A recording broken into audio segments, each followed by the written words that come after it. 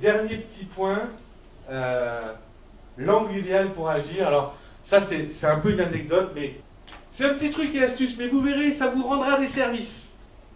La légende antique dit que Socrate, grand manipulateur intellectuel, hein, puisqu'il a fallu l'empoisonner à un moment donné pour qu'il cesse de nuire.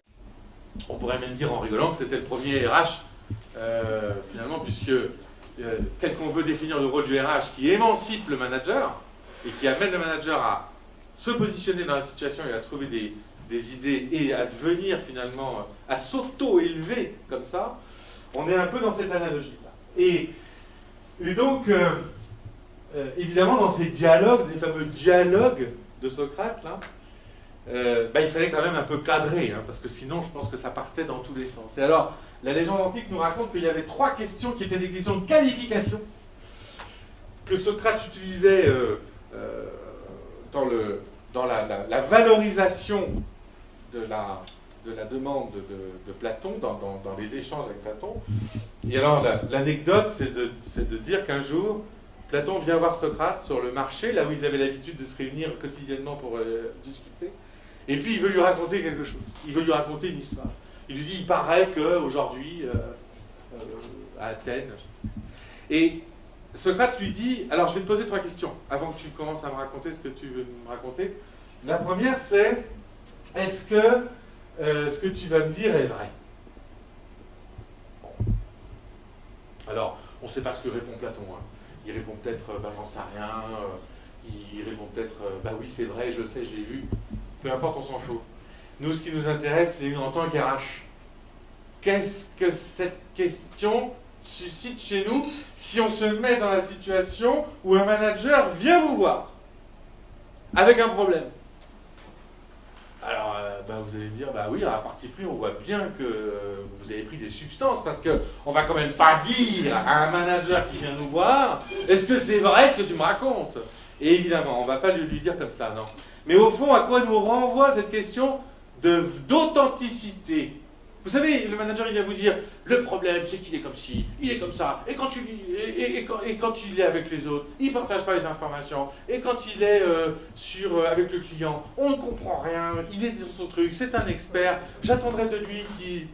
C'est pas le vrai problème.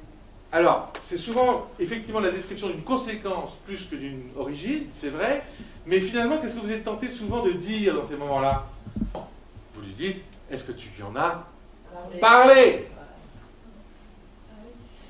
Eh oui, non mais attendez, alors les amis, là on a quand même un problème, c'est que cette question-là, quand vous la posez, et ça vous est déjà arrivé de la poser, parfois, vous entendez « Ah ben non, pas encore, je voulais t'en parler avant !» Eh ben nous, ce qu'on a à vous dire, c'est que cette situation, elle n'est pas vraie. Parce qu'on est en train d'avoir un jugement, a anteriori, sur un collaborateur, à son insu, avec un jugement de valeur dedans, on n'a rien fait pour ne serait-ce que tenter de résoudre le problème, qu'on prétend déjà en avoir un, dont le parti principalement concerné n'est pas informé.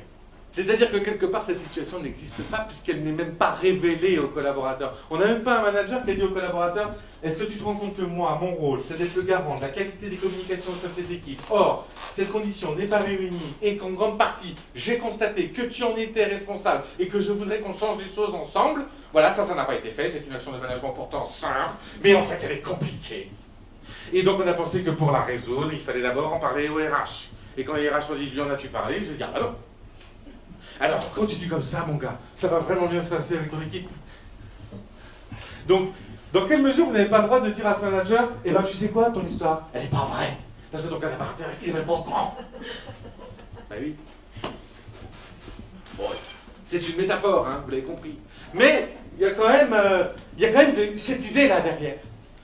Combien de fois vous vous êtes entendu dire « Écoute, parle-lui en d'abord, et puis revenons-en, sous-entendu, quand il y aura un vrai problème. » Parce que ce qui va quand même se passer dans 9 cas sur 10, c'est que l'expert à la gomme, là, il va dire « Oui, je reconnais, c'est pas mon truc de parler avec les autres, d'échanger, de raconter ma vie. » Oui, non mais attends, je t'explique. Tu es dans une équipe, tu as une vraie responsabilité parce que tu as un savoir-faire que les autres n'ont pas, j'ai réellement besoin que tu te mettes en disponibilité et que tu échanges.